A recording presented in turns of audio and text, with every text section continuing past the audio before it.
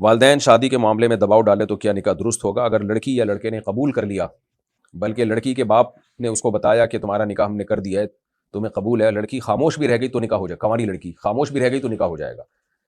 और ज़बान से कह दिया या सर हिला दिया तो बहरहाल होगा ही होगा। तो दबाव में तलाक भी हो जाती है, निकाह भी हो जाता है। इसलिए अगर किसी ने निकाह नहीं करना है तो दबाव में ना आए। अगर लड़की से पूछा जाए आपको ये कबूल है तो साफ इनकार कर दे नहीं। तो एक दफ़ा दबाव में आ जाती हैं, फिर सारी ज़िंदगी मुसीबत खड़ी रहती है। तो उसी वक्त एक्शन लेना चाहिए, बल्कि जब रिश्ते की बात चल रही होती है उस वक्त बता दे भाई मुझे रिश्ता कबूल नहीं है। वैसे तो माँ बाप की तरजीह को तरजीह देनी चाहिए। माँ बाप जो कह रहे हैं वो बच्चों के लिए अच्छा कर रहे होते हैं, तो वालिदैन ने जहाँ रिश्ता किया है बेहतर ही किया होता है।